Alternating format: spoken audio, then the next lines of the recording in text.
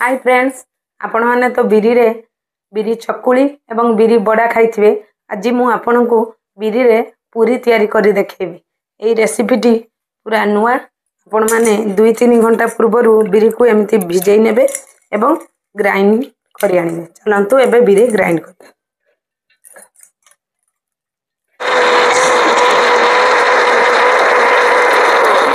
एमती पूरा भलो भाबे ग्राइंड कर नेबे।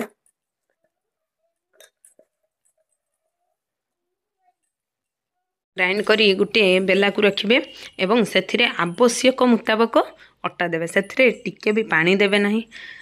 तेल लूण पकई आपण अट्टा पकेबे।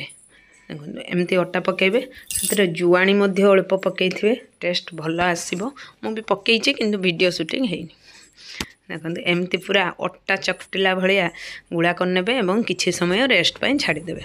10 मिनिट रेस्ट हला परे आपण ताकू छोट छोट गोल करिवे।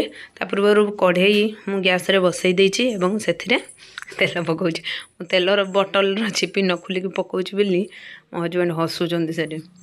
देखो एमती तेल ढाली नेबे। जतिकी दरकार आपनको सेतिकी तेल नेबे। तापरे आपण से जो अट्टा गुळा रखिथिले बिरी एवं अट्टार गुळा को ताकू चक्का चक्का छोट छोट गोले आकार रे दे देबा।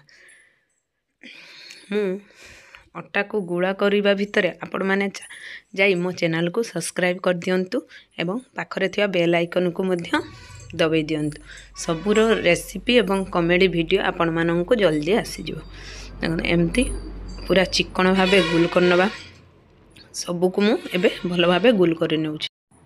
एमती गुल करनेला परे एहा को भलो भाबे पूरा पूरी भलिया बेली नबा। जेमती पूरी बेलंती अल्प टिके तेल देई बेलुणी रे टिके तेल एवं सेथिरे टिके तेल दे पूरी भाबे भलो भाबे पूरा बेली नबा।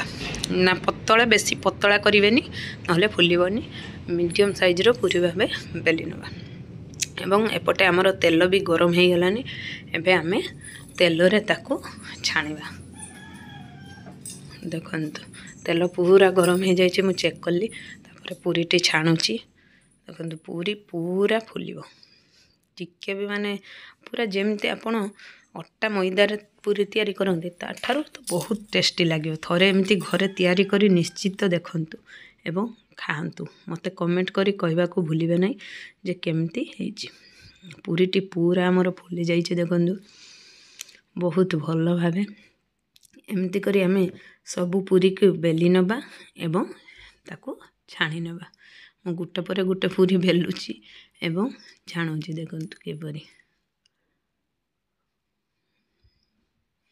एबे हमर पूरी टी हे गलानी। गुटे साइड रो अन्य साइड को उल्टै दबा एवं ताको बाहर करनबा।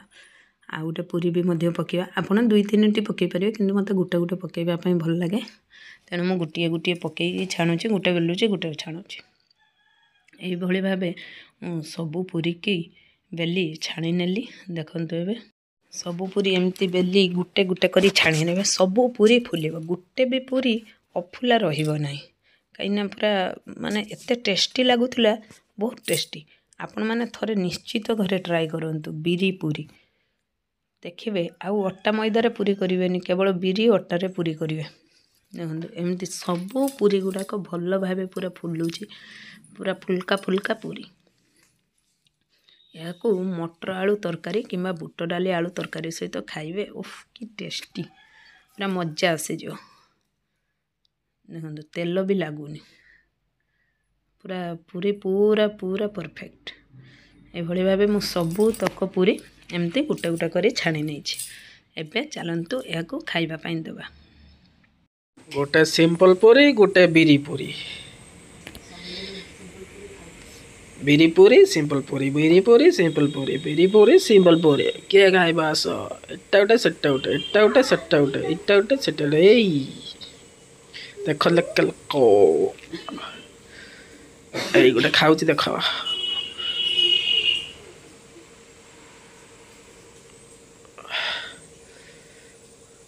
वाओ नाइस, बढ़िया हिच।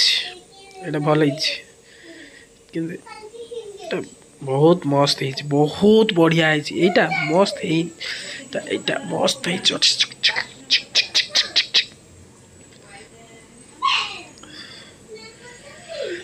तरकारी देकी टिके टेस्ट करवा देखिया तरकारीटा केमती ହେଇଛି।